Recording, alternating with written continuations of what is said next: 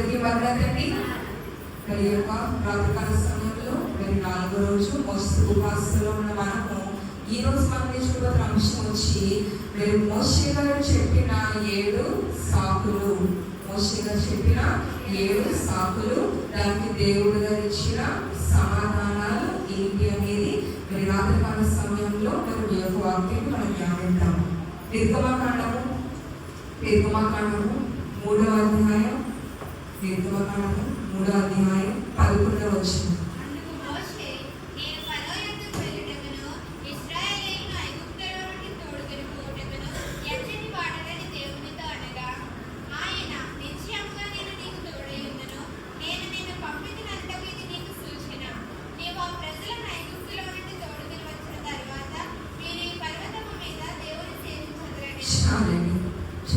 చేసుకున్నాం.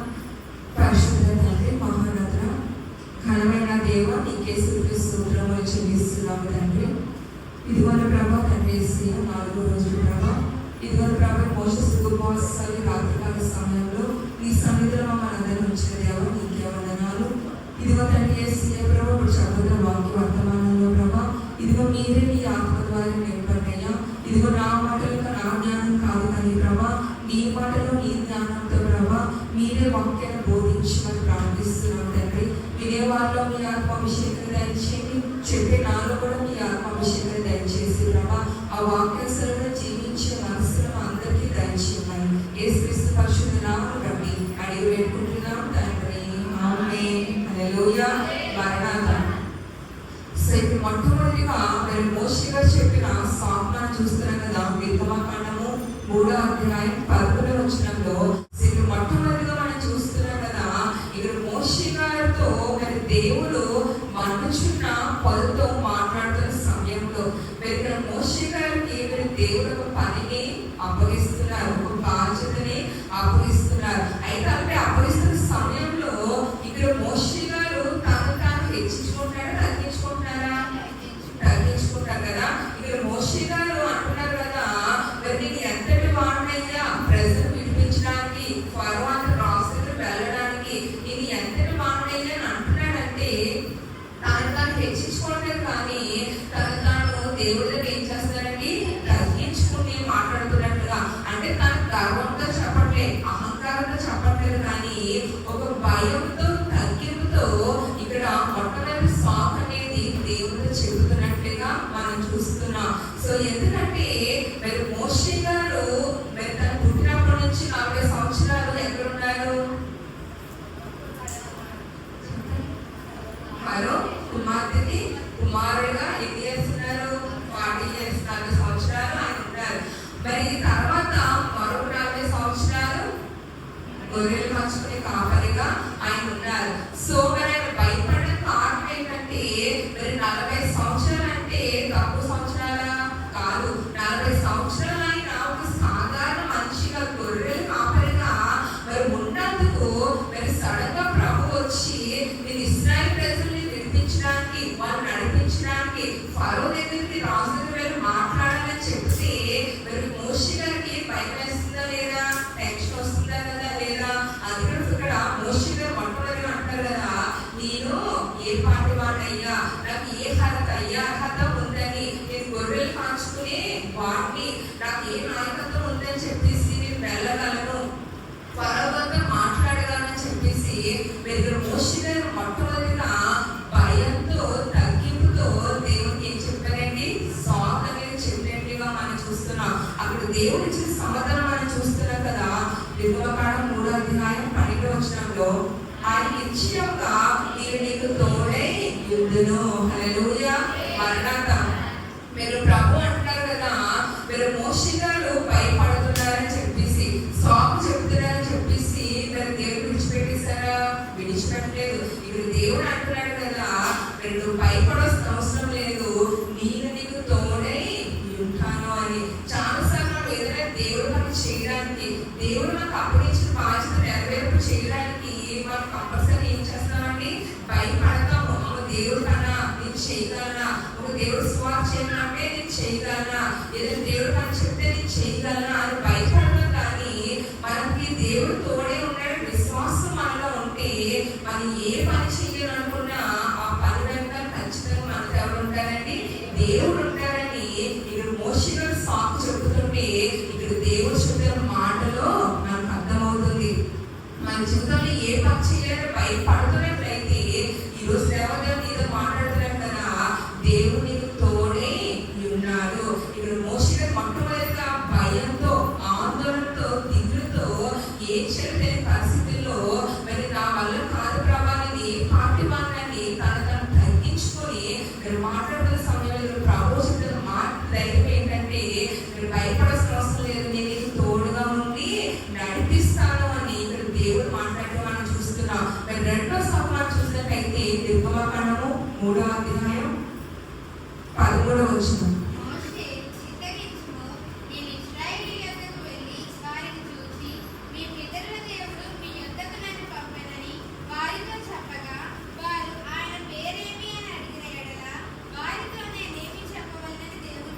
చాలండి.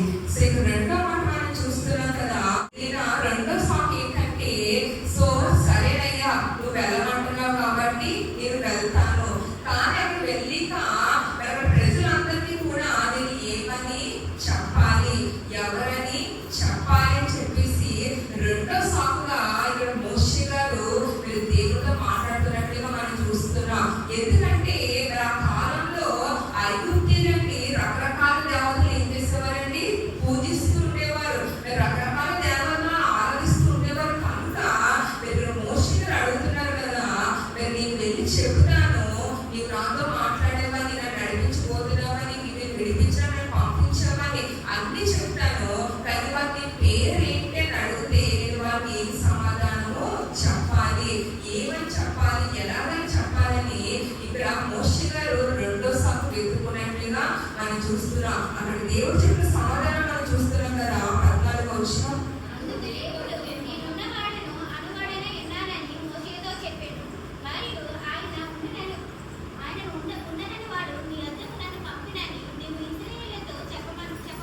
చాలండి. ఇక్కడ దేవుడు అంటాడు కదా, అందుకు దేవుడు నేను ఉన్నవాడును అనువాడునే ఉన్నానని మోషేతో చెప్పాను. సో నువ్వు వెళ్ళి నేను ఉన్న దేవుడును అనువాడు దేవుడు అని నేను ప్రజలతో చెప్పు, నేను చేయబోతున్న కార్యాలు, నేను చేయబోతున్న అద్భుతాలు అన్ని కూడా ఆయన మోషే గారికి దేవుడు ముందుగానే చెప్తారు. కనుక ఆయన అంటారు కదా, ఈ సృష్టిని సృష్టించింది ఇదంతా కూడా చేస్తే నేనే అని చెప్పేసి, ఉన్నవాడు అనువాడు నేనే అని చెప్పేసి వెళ్ళ ప్రజలకు చెప్పు అని చెప్పేసి ఇక్కడ దేవుడు సమాధానం ఇచ్చినట్లుగా మనం చూస్తున్నామండి. ఇక్కడ మొట్టమొదటిగా సాకు చెప్పినప్పుడు దేవుడు ఏమంటున్నాడు? నీకు తోడే ఉన్నానని దేవుడు చెప్తున్నారు. ఇక్కడ మరొక సాకు వాళ్ళకి నేను ఏమని చెప్పాలి, ఎవరని చెప్పాలంటే ఇక్కడ కూడా దేవుడు ఏం చేశారంటే సమాధానం ఇచ్చినట్లుగా మనం చూస్తున్నాం. కానీ మోషే గారు సాకులు చెప్తున్నారని చెప్పేసి దేవుడు ఏం చేయలేదు, విడిచిపెట్టలేనట్లుగా మనం చూస్తున్నాం. మీరు 3వ సాకు మనం చూస్తే నిర్గమకాండము 4వ అధ్యాయం 1వ వచనం.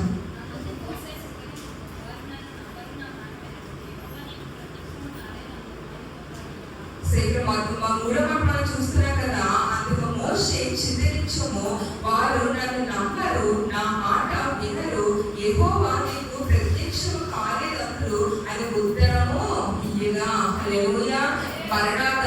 ఇక్కడ 3వ మాటగా మనం చూస్తున్నాం కదా, ఇక్కడ మోషే గారు అంటున్నారు కదా, సరే ప్రభు నేను వెళ్ళి చెప్తాను, నువ్వు అన్నట్లుగానే నువ్వు ఉన్నవాడు అని చెప్తాను. కానీ మరో ఏం పెట్టుకున్నారంటే నన్ను వారు నమ్మరు, నా మాట వారు వినరు అని 3వ సాకు ఇక్కడ చెప్తున్నట్టుగా మనం చూస్తున్నాం. ఇక్కడ మోషే గారు వెళ్ళి ప్రయత్నం చేశారో చెప్పడానికి? చెప్పకుండానే ముందుగానే ఏ సాకు పెడుతున్నారు? నేను వెళ్ళి చెప్పినా కానీ వాళ్ళు నా మాట వినరు, నా మాట నమ్మరు అని చెప్పేసి మరొక సాకు ఇక్కడ మోషే గారు ఉపయోగిస్తున్నట్టుగా మనం చూస్తున్నాం. సో మరి దేవుడు మనకి ఏదైనా పని చెప్పినప్పుడు, ఏదైనా బాధ్యత మనకు అప్పగించినప్పుడు అది చెయ్యాలంటారా అవసరం లేదంటారా? చెయ్యాలి కదా. మరి ఆయన మనకి ఏదైనా బాధ్యత అప్పగించినప్పుడు ఆయన అప్పగించారు కనుక ఆయన నమ్మకంతో మనం ముందుకు వెళ్ళామంటే ఆ పనిలో దేవుడు ఖచ్చితంగా ఏం చేస్తారండి? మనకు తోడుగా ఉండాయన నడిపిస్తారు. మన పని చేయడం ద్వారా మనం ఖచ్చితంగా ఏం పొందుకుంటాం? ఆశీర్వాదం అనేది పొందుకుంటాం.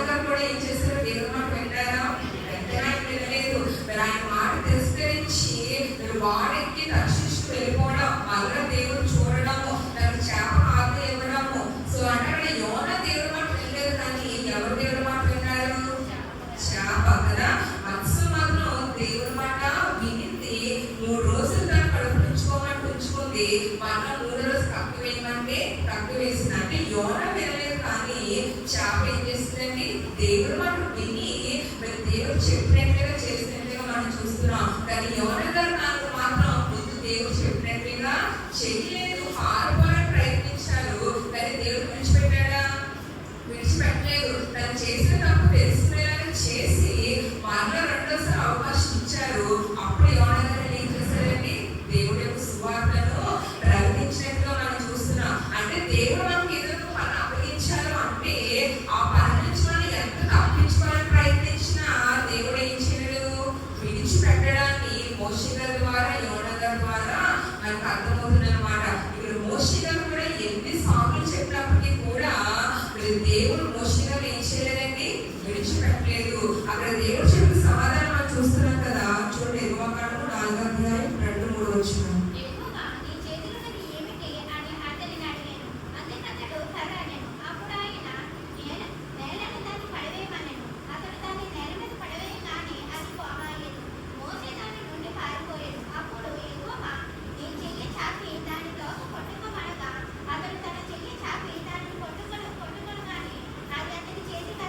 చాలండి, తర్వాత వచనాలన్నీ మీరు చదువుకోండి. ఇక్కడ మోషే గారు నేను వెళ్ళి చెప్పినా మరి వారు నమ్మరు అని చెప్తే దేవుడు ఇచ్చిన సమాధానం ఏంటంటే, మరి ఇక్కడ అంటారు కదా, నీ చేతులను కర్రను కింది పడవేసినప్పుడు కర్ర ఏమైందంటే పాము అయింది. మళ్ళా దాన్ని తాకు పట్టుకుంటే మళ్ళా ఏమైందండి? కర్ర అయింది. అలా కింద వచనాలన్నీ చూస్తే ఇంకో 2-3 ఎగ్జాంపుల్స్ కూడా ప్రభు చెప్పారు. నువ్వు ప్రజల ముందుకు వెళ్ళి ఈ కార్యాలన్నీ కూడా చేసి చూపించు, మరి వాళ్ళు నమ్ముతారని చెప్పేసి ఇక్కడ మోషే గారికి దేవుడు సమాధానం చెప్పినట్టుగా మనం చూస్తున్నామండి. సో మన దేవుడు అప్పగించిన పని నుంచి తప్పించుకుందాం అనుకున్నా ఖచ్చితంగా మనం తప్పించుకోగలమా? తప్పించుకోలేము. ఏదో విధంగా దేవుడు మన చేత ఏం చేస్తారండి? ఆయన పని చేయించుకుంటారు. మనం ఎన్ని సాకులు చెప్పినా కానీ దానికి దేవుడు ఖచ్చితంగా తిరిగి మనకి ఏమిస్తాడు? సమాధానం అనేది ఆయన ఇచ్చి మనల్ని ఆయన ధైర్యపరుస్తాడు. ఇక్కడ మోషే కూడా అదే చూస్తున్నాం కదా. ఆయన ఎన్ని సాకులు చెప్పినప్పటికీ కూడా అన్ని సాకులకి కూడా దేవుడు ఏం చేశారండి? సమాధానం చెప్పి మోషే గారు బలపరుస్తున్నట్టుగా మనం చూస్తున్నాం.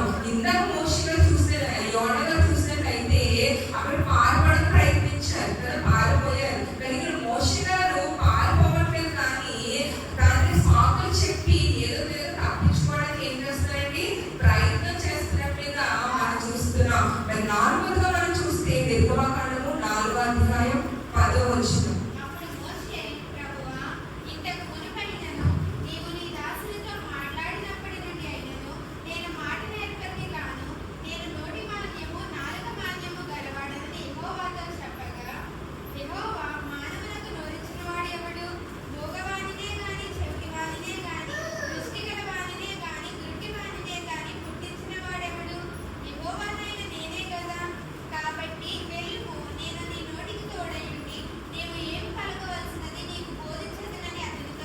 చాలండి, హల్లెలూయా, మరణాత.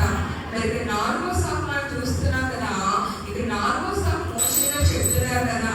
మరి ఇక్కడ నేను అంటున్నాను కదా 10వ వచనంలో, నేను మాట నేర్పరిని కాను, నేను నోటి మద్యము నాలుగు మద్యము గలవాడనని యెహోవాతో చెప్పగా. ఇక్కడ మోషే గారు చెప్తున్న 4వ సాకు ఏంటంటే, నేను వెళ్ళి వాళ్ళతోటి మాట్లాడలేనయ్యా. మొట్టమొదటిగా అంటారు కదా, నేను మాట నేర్పరిని కాను. అంటే ఇక్కడ మోషే గారి ఉద్దేశం ఏంటంటే, నువ్వు నన్ను పంపించాలని అనుకుంటున్నావు, కానీ అక్కడికి వెళ్ళి ఫరో రాజుతో మాట్లాడేంత జ్ఞానము, మాట్లాడేంత అంత సీను నాకు లేదు ప్రభు అని చెప్పేసి ఇక్కడ మోషే గారు సాకు చెప్తున్నట్టుగా మనం చూస్తున్నాం. అంతమంది ప్రజలు నడిపించాలంటే, ఐగుప్తు నుంచి బయటకు విడిపించాలంటే, అంతమంది ప్రజలతో మాట్లాడాలంటే అదంతా కూడా నా వల్ల అయ్యే పని కాదయ్యా అని చెప్పేసి మరి ఇక్కడ మోషే గారు సాకు చెప్తున్నట్టుగా మనం చూస్తున్నాం. ఎందుకంటే ఒకటి మాట్లాడే జ్ఞానం లేదని మోషే గారు అంటారు. కానీ ఆ కాలంలో ఏంటంటే బైబిల్లో ఉన్న వారందరికంటే కూడా ఎక్కువ చదువుకుంది, ఎక్కువ జ్ఞానము, ఎక్కువ విద్యను నేర్చుకుంది ఎవరండి? మోషే గారే కదా. ఇది నేను స్టార్ట్ చెప్పుకున్నాం. ఫరో కుమారుడుగా పెరిగినప్పుడు మన వాక్యాలు చూస్తున్నాం. సకల విద్యలు కూడా మోషే గారు ఏం చేశారు? నేర్చుకున్నారు. కానీ 40 సంవత్సరాలు అరణ్యంలో ఉండేసరికి నేర్చుకున్న విద్య అంతా కూడా ఏం చేశారు మోషే గారు? మర్చిపోయి ఇక్కడ అంటున్నారు కదా, నేను మాట్లాడేంత శక్తి నాకు లేదయ్యా, ఆ ప్రజలతో మాట్లాడేంత జ్ఞానం నాకు లేదయ్యా, నాకు నెత్తి అయ్యా. ఇక్కడ అదే అంటున్నారు కదా, నేను నోటి మాధ్యము నాలుగు మాధ్యము కలవాడని యెహోవాతో చెప్పగా నేను నెత్తివాడినయ్యా అని చెప్పేసి ఇక్కడ సాగు చెప్తుంటే అక్కడ ప్రభు ఇస్తున్న సమాధానం మనం చూస్తున్నాం కదా. యెహోవా మానవులకు నోరించిన వాడు ఎవడు? మూగవాణి కానీ, చెవిటివాణి కానీ, దృష్టి గలవాణ్ణే కానీ, గుడ్డివాణ్ణే కానీ పుట్టించిన వాడు ఎవడు? యెహోవానే నేనే కదా. మరి ఇక్కడ ప్రభు అంటున్నారు కదా, మీరు చెవులిచ్చింది, మాట ఇచ్చింది, చూపించింది, ఇవన్నీ ఇచ్చింది ఎవరు? నేనే కదా అని చెప్పేసి ఇక్కడ మళ్ళా మోషే గారికి, మోషే గారు చెప్పిన సాగుకి దేవుడు ఏం చేస్తారంటే సమాధానం చెప్తా అంటున్నారు కదా 12వ వచనంలో, వెళ్ళుము నేను నీ నోటికి తోడై ఉండి నీవు ఏమి పలుకవలసినది నీకు బోధించినని అందరితో చెప్పాను. హల్లెలూయా. మరణాత మరి ఇక్కడ చూస్తున్నాం కదా, ఇక్కడ ప్రభు అంటున్నారు, ఇందాక మొదటి సాగు చెప్పినప్పుడు ఏమో చెప్పారు? నేను నీకు తోడే ఉంటానని చెప్పారు. ఇక్కడ 4వ మాట వచ్చేసరికి దేనికి తోడుగా ఉంటారంట? మోషే గారి నోటికి. అంటే నాకు ఏం మాట్లాడాలో తెలియదయ్యా, ఆ జ్ఞానం నాకు లేదు, ఆ ప్రజలతో ఏం మాట్లాడాలో నాకు తెలియదు అని చెప్పినప్పుడు నేను ప్రతివాణి ప్రభు అని అన్నప్పుడు ఇక్కడ మోషే గారు అంటారు కదా, నీ నోటికి అంటే నువ్వు ఏం మాట్లాడాలో, ఏం పలకాలో, ఏం చెప్పాలో అన్ని కూడా నేను చూసుకుంటాను, నీకు తోడే ఉంటాను, నీకు బోధిస్తానని చెప్పేసి ఇక్కడ మోషే గారితో ప్రభు సమాధానం చెప్తున్నట్లుగా మనం చూస్తున్నామండి. ఇక్కడ మేము ఉండి వాక్యం బోధిస్తున్నామంటే అది మేము బోధిస్తాం, కానీ కొన్నిసార్లు మేము ప్రిపేర్ అయ్యింది కొంచెం అంటే ఇక్కడ నిలవబడేటప్పుడు కొన్ని మాటలు ఇంకా కొన్నిసార్లు పరిశుద్ధాత్మ ద్వారా మాకు తెలియకుండానే బోధిస్తుంటాం, తెలియకుండానే పలుకుతుంటాం. తర్వాత మళ్ళా చర్చకు కూర్చుని ఆలోచిస్తే నేను ప్రిపేర్ అయింది ఇది కదా, కానీ ఇది చెప్పాను ఏంటని చెప్పేసి తర్వాత ఆలోచించుకున్నప్పుడు కొన్ని మాటలు తెలుస్తాయి అన్నమాట. సో కాబట్టి మరి మనం ఏదైనా మాట్లాడాలని భయం వేసినప్పుడు దేవుడు ప్రార్థిస్తే ఏ విషయాలైనా మనకు జ్ఞానాన్ని మాట్లాడటప్పుడు నవ్విస్తారని దేవుడు ఇస్తారు. మీరు దేవదాస్ గారు కూడా ఎక్కడికి వెళ్ళి బోధించినా ఎవరు బోధన చేసేవారంట కదా, చాలాసార్లు చెప్పాం. మీరు దేవదాస్ గారు ఎక్కడికి వెళ్ళి వాక్యాత్మగా బోధించినా ఆయన ప్రకటన ఖచ్చితంగా ఎవరు ఉండేవారండి? ప్రభువారు ఉండేవారంట. ఆ ప్రభువారు ఏదైతే అంశం పెట్టి ఏదైతే మెసేజ్ చెప్పేవారో దేవదాస్ గారు అదే మాటలు ఆయన బోధించేవారంట. ఆయన సొంతంగా ఏదైనా మాట చెప్తే అప్పుడు ఆయన అనేవారంట, ఇది నా సొంత మాట అని చెప్పారు. అంటే అది ముందు చెప్పిన మాటలన్నీ కూడా ఎవరు చెప్పినట్టు? ప్రభువారు బోధించిన బోధ దేవదాస్ గారు బోధించారనమాట. సో కాబట్టి మీరు మోషే గారు కూడా మరి ప్రభాదే చెప్తున్నారు కదా, నీ నోటికి నేను తోడే ఉంటాను, ఏం బోధించాలో, ఫరోతో ప్రజలతో ఏం చెప్పాలో నేను నీకు చెప్తానని మరి ఇక్కడ 4వ మాటగా సమాధానం చెప్తుంటే మనం చూస్తున్నాం. మరి 5వ మాట మనం చూసినట్లయితే నిర్గమకాండము 4వ అధ్యాయం 13వ వచనం.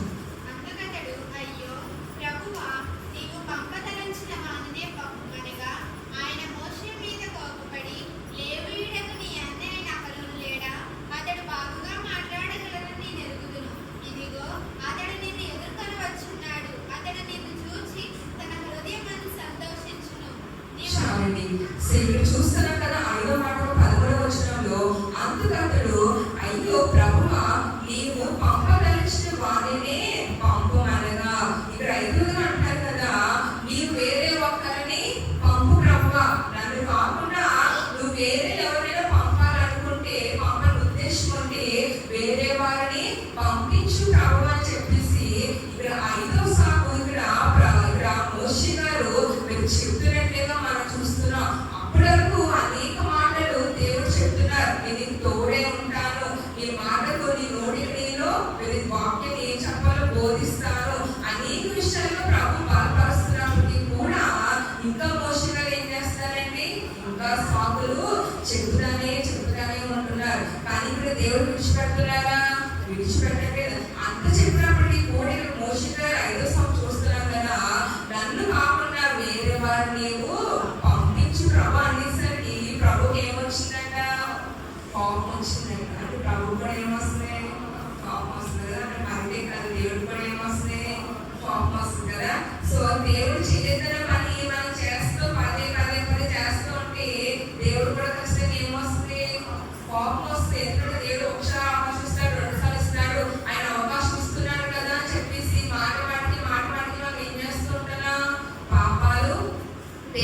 ఇష్టమైన ప్రవక్తలు సన్నిధికి దూరం అయిపోవడాలు ఇవన్నీ చేస్తుంటే ఖచ్చితంగా ప్రభుత్వం మన మీద ఏమొస్తుందని కోపం వస్తుందని వాక్యం ద్వారా దేవుడు మనకు తెలియపరుస్తున్నాడు. ఇప్పుడు మోషే గారికి ఇంతలా దేవుడు సమాధానం చెప్పి ఇంతలా బాధపరుస్తున్నప్పటికీ కూడా మోషే గారు మరలా 5వ సాకు ఏమన్నారంటే నాకు కాకుండా వేరే వారిని నువ్వు చూసుకో ప్రభు అంటే అక్కడ కూడా మోషే గారు సరే అన్నారండి.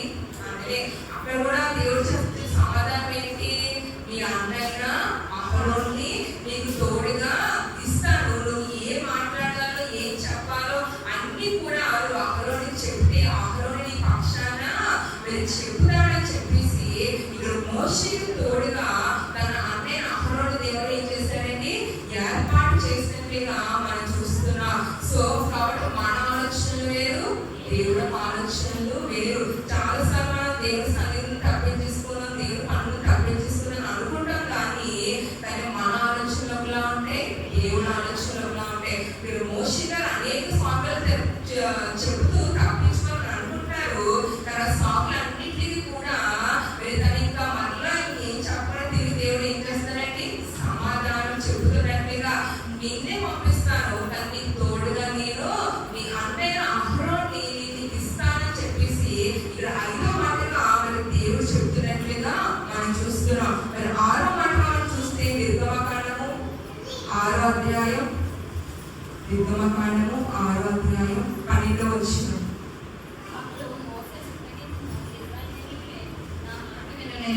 మాట మాత్యము గలవాడునను నా మాట పరువు ఎట్టిందని ఎక్కువ సన్నిధిని పలికాను. చాలండి, ఇక్కడ చూస్తున్నాం కదా 6వ మాటగా మీరు మోషే గారు అంటారు కదా, అప్పుడు మోషే చిత్తగించుము, ఇశ్రాయేలీయులే నా మాట వినలేదు, మాట మందం గలవాడునను నా మాట పరువు ఎట్లా వినని యెహోవా సన్నిధిని పలికెను. హల్లెలూయా. మరి ఫరో గారు చెప్పిన 6వ సాకు ఏంటంటే, మీరు వెళ్ళి చెప్తే ఎవరు వెళ్ళలేదట, ఇశ్రాయేలు ప్రజలు వినలేదు, ఇంకా ఫరో రాజు నా మాట ఏం వింటారు అంటే మనం గమనించవలసింది ఏంటంటే, మీరు మోషే గారు అంటున్న మాట ఏంటంటే, నీ ప్రజలే నా మాట వినలేదు కదా, అలాంటిది ఫరో రాజు నా మాట వింటారనే సాకు ఇది ఎవరు దొరికిందట, మోషే దొరికింది కదా. మనం కూడా సన్నిధికి మాట్లాడంటే మూడు సాకులు ఇస్తాం, అవునే కదా కదా. సన్నిధి రాలేదామా అంటే ఫంక్షన్ ఉన్నాయండి, సమయానికి చుట్టాలు వచ్చారండి, సమయానికి అంత అప్సెట్ అయిందండి కదా. ఇంకెన్ని సాకులు ఉంటాయో మనకు తెలియదు కదా. స్కూల్ కన్నా పిల్లలు చెప్తారు కదా, వర్షం ఇలా ఉందంటే వాతావరణం వర్షం పడితే ఏమనుకుంటారు, అవి వర్షం తగ్గనట్టు అనుకుంటుందని చిన్నప్పుడు. వర్షం వస్తే వర్షాలు కురుస్తుంటే స్కూల్కి వెళ్ళట్లేదు కదా, వర్షం తగ్గకుండా అంటే బాగుందని కదా. కొంచెం స్కూల్ ఎక్కడాలంటే జ్వరం తెచ్చుకోవడానికి ఉరుపు పెట్టుకుంటుంటారు, అంటే విన్నారో లేదో కదా. ఆ జ్వరం కానీ సాకుతో ఎక్కడికెళ్ళే స్కూల్ కలిపి సాకు పిల్లలు ఎదుర్కొంటుంటారు. అలాగే సన్నిధి కూడా ఏం చేస్తుంటారు, ఏదో సాకు అనేది వెతుకుతూ ఉంటారు, నీరసంగా ఉన్నానో, ఎవరు వచ్చారనో, వాతావరణం ఎలా ఉందనో కదా, ఏదో ఒక సాకు అనేది మనం వెతుక్కుంటూ ఉంటాము. ఇక్కడ మోషే గారు కూడా ఆ ప్రజల మాట వినకపోయేసరికి అదొక సాకు కింద ఏమైందండి, మోషే గారికి దొరికినట్లుగా మనం చూస్తున్నాము. ఇక్కడ మోషే గారు వచ్చి ఎక్కడ చెప్తున్నారంట, మాట ఫరో ఎట్లా వినని యెహోవా సన్నిధిని పలికెను. ఇక్కడ 6వ మాటగా మోషే గారి సన్నిధికి వచ్చి అంటారు కదా, ఈ ప్రజలే నా మాట వినలేదు అంటే ఇంకో మాట మనం అర్థం చేసుకోవచ్చు, దేవుడు బిడ్డలే, దేవుడు ప్రజలే, దేవుడు మాట దైవజనుల మాట వినకపోతే ఇంక లోకంలో ఉన్న వాళ్ళు మాట వింటారా చెప్పాలి. మీకు పర్వాలేదు చెప్తున్నాడు, అవునే కదా, నా మాట మోషే మాట కదా. మోషే అంటారు, నీ ప్రజలే నా మాట వినలేదు, అలాంటి ఫరో నా మాట వింటాడా అని కదా. మీరు మనమే దేవుడి మాట దైవజనుల మాట వినకపోతే ఇంక బయట మన మాట వింటారంటారా, అసలు వింటారు కదా. ముందు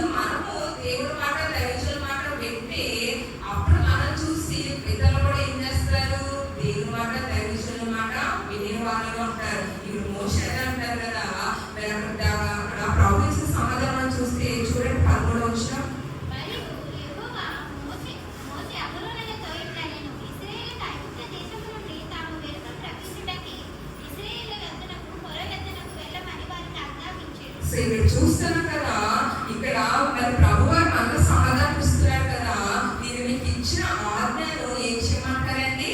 పాటించండి.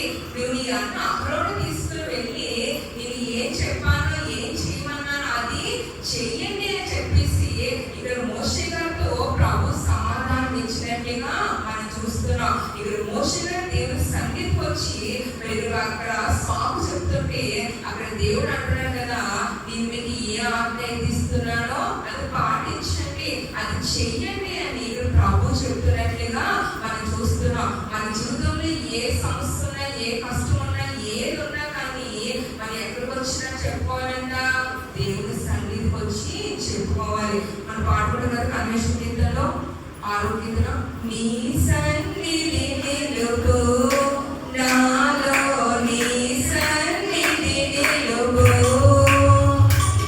నీ సన్నిధి నిలుపు నాలో, నీ సన్నిధి నిలుపు, నీ ఆజ్ఞలన్నీయు అనుసరించు ఆత్మను నాకియ్యమయ్యా, నీ ఆజ్ఞలన్నీయు అనుసరించు ఆత్మను నాకియ్యమయ్యా,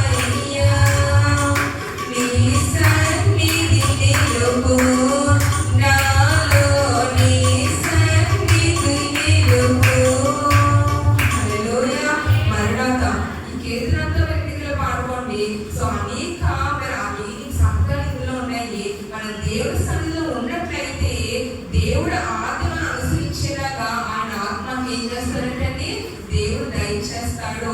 సో మన జీవితంలో ఏ శ్రమ, ఏ కష్టము, ఏ ఇబ్బంది వచ్చినా మనం తట్టుకోవాలంటే దేవుని ఆజ్ఞకు మనము అనుభవంలో వెళ్ళాలంటే ప్రభు ఆత్మకి ఏమవ్వాలంటే తోడుగా ఉండాలి. ఆ ఆత్మ మనం పొందుకోవాలంటే మనం ఎవరితో సహవాసం చేయాలి? దేవుని సన్నిధిలో దేవునితో సహవాసం చేయాలి. ఇప్పుడు మోషే గారు ముందైతే స్వామిని చెప్పుండొచ్చు కానీ తర్వాత ఎప్పుడైతే 40 దినాలు ఆయనతో సహవాసం చేశారో అప్పుడు మోషే గారు ఏం పొందుకున్నారండి? దేవుని ఆత్మను ఆయన పొందుకున్నారు కనుకునే ఆయనతో ముఖాముఖిగా మాట్లాడారు కనుకునే ఆ తర్వాత ఏమైనా సాకులు చెప్పారా? ఏ సాకులు చెప్పలేదు. ముందైతే ఎందుకంటే మోషే గారికి దేవుడు పూర్తిగా ఎలా ఉంటారో తెలియదు, ఆయన మాట ఏంటో తెలియదు, ఏది తెలియదు కనుక ఇక్కడ మోషే గారు ముందైతే ఆయన ఆత్మతో నింపబడలేదు కనుకుని ఆయన ఏం పడ్డారండి? భయపడినట్లుగా సాకులు చెప్పినట్టుగా మనం చూస్తున్నాము. అని ఎప్పుడైతే 40 దినాలు మరి సీనాయి కొండ మీద ఆయన సహవాసం చేశారో మరి ఆయన ఆత్మతో నింపబడిన తర్వాత మరి ఎంతో శక్తివంతంగా ప్రజలందరినీ మోషే గారు ఏం చేశారండి? నడిపించినట్టుగా మనం చూస్తున్నాం. మరి చివరిగా ఏదో చూస్తే నిర్గమకాండము 6వ అధ్యాయం 30వ వచనం. నేను మాట మందిరం గలవాడను, ఫరో నా మాట ఎప్పుడు విందని ఎక్కువ సన్నిధి పలికెను. సో ఇక్కడ మరలా మరొకసారి నేను చెప్తున్నారు కదా, మోషే చిత్తరించుము, నేను మాట మాత్రం కలవడను, ఫరో నా మాట ఎట్లో వినని యెహోవా సన్నిధిని పలికెను. సో ఇందాక ఒకసారి చెప్పారు, నీ ప్రజలే నా మాట వినలేదయ్యా. మళ్ళీ ఇక్కడ 7వ సంవత్సరం ఇక్కడ అంటున్నారు కదా, మరి ఇక్కడ ఫరో నా మాట వింటాడా? సో నేను నెత్తివాడిని, నేను మాట్లాడలేని వాడిని అని చెప్పేసి మళ్ళా 7వ సంవత్సరం ఆయన మోషే గారు ఏం చేస్తారండి? మళ్ళా చెప్తున్నట్టు మనం చూస్తున్నాం. ఇందాక ప్రభు క్లియర్గా చెప్పారు, సో నీ నోటికి నీ తోడుగా ఉంటాను, నీ అన్న అహరోను నేను తోడుగా ఇస్తానని చెప్పినప్పుడు కూడా ఇక్కడ మళ్ళా ఇక్కడ దేవుని సన్నిధిలో మరి ఫరో నా మాట వింటాడని చెప్పి ప్రభు అంటున్నారు కదా. 7వ అధ్యాయం 11వ వచనం చూడండి. మోషేతో ఇట్లనెను, ఇదిగో నిన్ను ఫరోకు దేవునిగా నియమించితిని, నీ అన్న అహరోను నీకు ప్రవక్తగా ఉండును, నేను నీకు ఆజ్ఞాపించినది యావత్తు నీవు పలుకవలను. ఫరో తన దేశంలో నుండి ఇశ్రాయేలీయులను పోనీయవలనని నీ అన్నయ్యైన అహరోను అతనితో చెప్పెను. చాలండి. తెలుగు వచనాలన్నీ చూసినట్లయితే ఇక్కడ మరలా దేవుడు అంటాడు కదా, సో నేను నీకు ఏదైతే ఆజ్ఞ ఇచ్చిన ఆజ్ఞ నీవు చేయవలసిందే. నీ అన్న నీకు సహాయం ఇస్తున్నాను కాబట్టి నేను నీకు ఏదైతే చెప్తానో అది నీ అన్న అహరోనుకి నువ్వు చెప్పు, నీ పక్షంలో ఉండి నీ అన్న ఫరోతో మాట్లాడతానని చెప్పేసి ఇక్కడ మళ్ళా ప్రభువారు మోషే గారిని బలపరుస్తున్నట్టుగా మనం చూస్తున్నాం.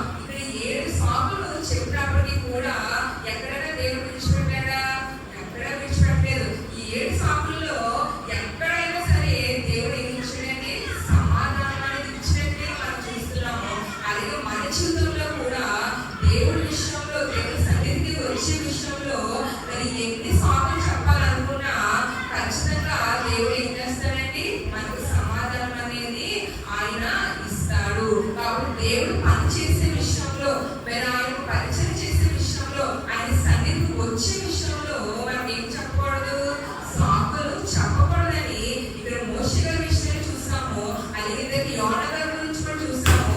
యోన గారు కూడా మరి సాకులు చెప్పాడు, తప్పించుకున్నారు. కానీ యోన గారు కూడా దేవుడు ఏం చేయలేదండి, విడిచిపెట్టలేదు. మరి మనుషుల నుంచి తప్పించుకోగలం కానీ ఎవరి నుంచి తప్పించుకోలేము, దేవుడి నుంచి తప్పించుకోలేము. ఖచ్చితంగా ఎవరి ద్వారానే ఏదైనా పని చేయించుకోవాలి అనుకుంటే మరి ఎక్కడికి వెళ్ళిపోయినా ఎన్ని సాకులు చెప్పినా ఏం చేసినా ఖచ్చితంగా మన చిత్తం నెరవేరిపోతుందా, ఆయన చిత్తమా?